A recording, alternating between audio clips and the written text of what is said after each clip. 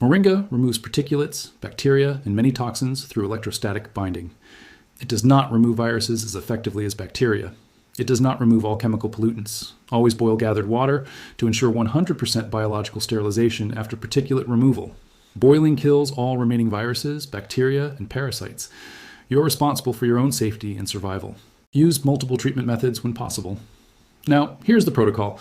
You need dry Moringa Oleifera seeds. These cost pennies if you buy them in bulk online or from international suppliers. If you live in a warm climate, you can grow your own moringa trees. They grow extremely fast, tolerate poor soil, and produce seeds prolifically. One tree produces thousands of seeds per year. Harvest the seed pods when they turn brown and dry. Extract the seeds. Each pod contains 15 to 20 seeds. Remove the papery wings. You now have raw moringa seeds ready for processing. Step 1 is kernel extraction. Each moringa seed has a hard outer shell and a white kernel inside.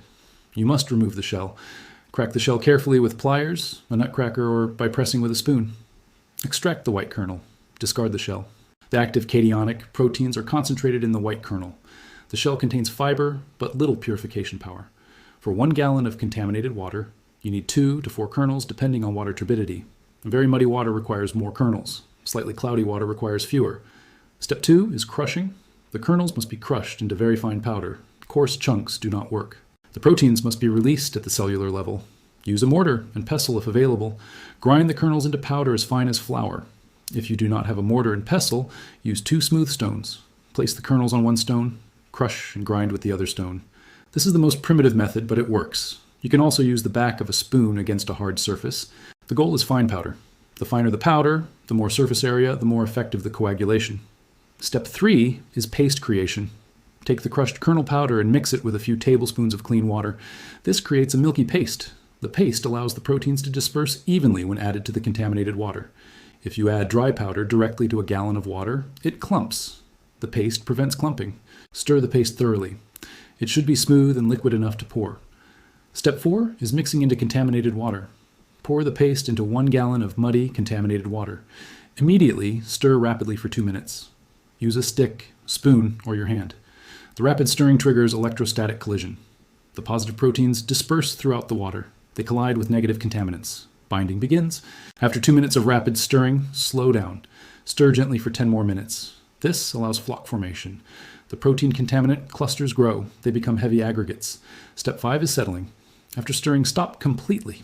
Let the water sit absolutely still for 1 hour. Do not disturb it. During this hour, the heavy flocs sink to the bottom. Gravity pulls them down. They settle as thick sludge on the bottom of the container. The clear water rises to the top. After 1 hour, carefully pour or ladle the clear water off the top. Do not disturb the sediment at the bottom. Leave the sediment behind. It contains the concentrated bacteria, dirt, and toxins bound to the moringa proteins.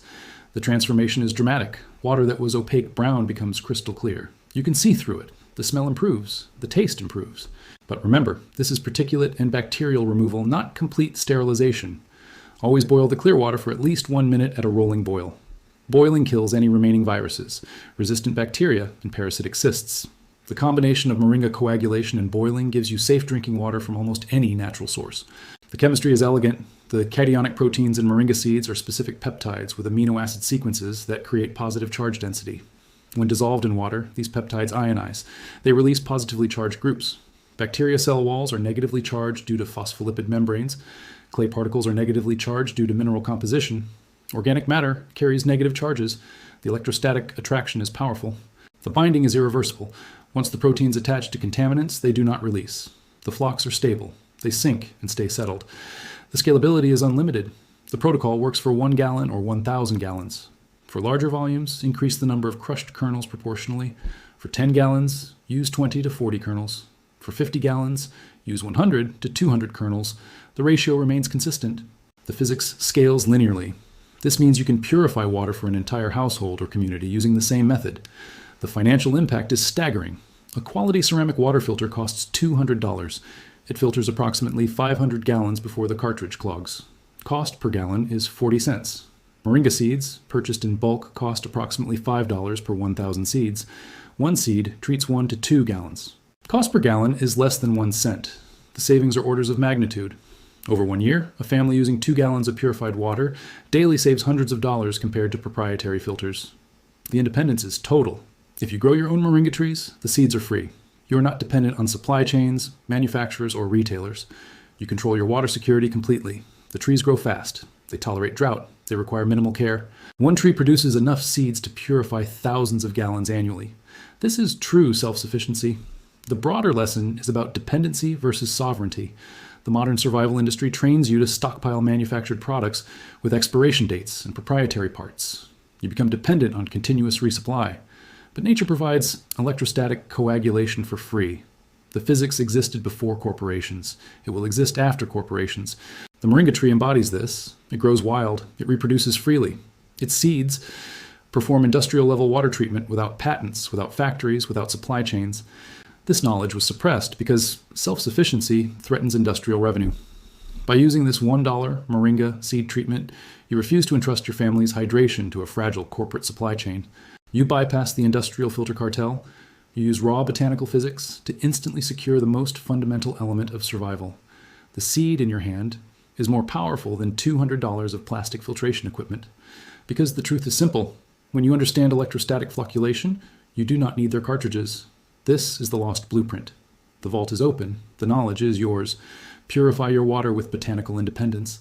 You are staring at a bucket of brown, contaminated creek water, knowing exactly what drinking it means. Dysentery, cholera, parasitic infection.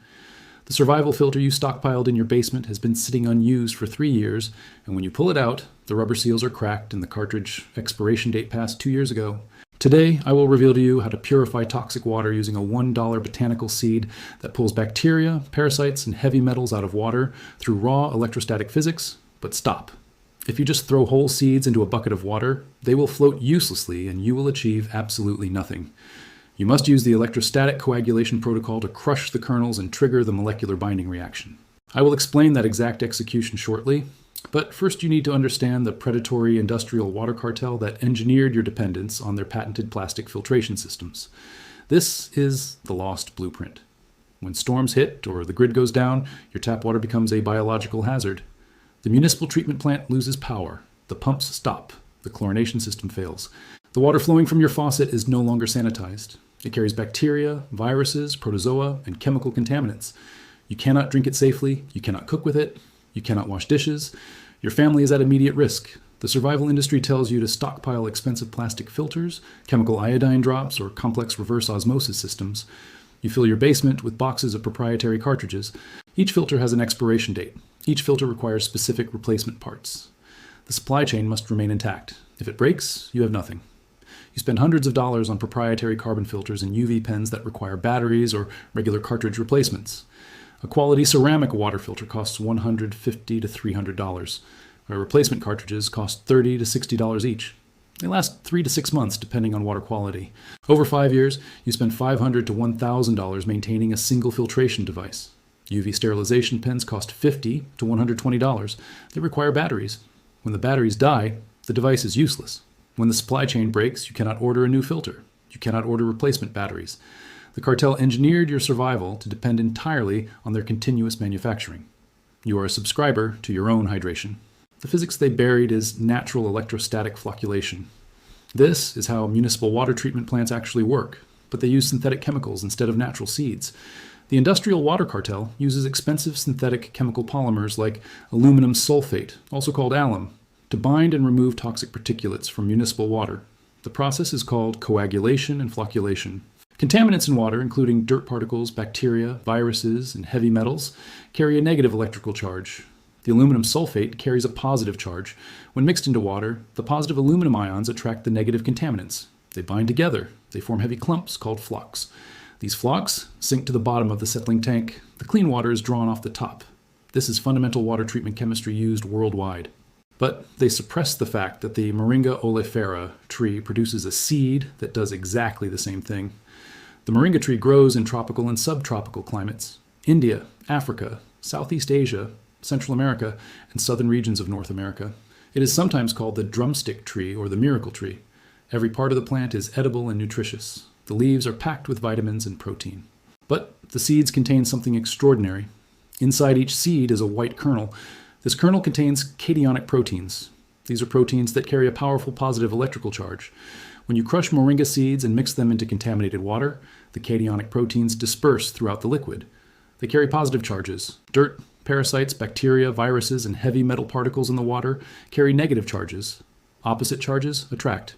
The positive proteins act like microscopic magnets. They collide with the negative contaminants. They bind violently at the molecular level. The protein contaminant clusters grow larger. They become heavy. They sink. This is electrostatic flocculation.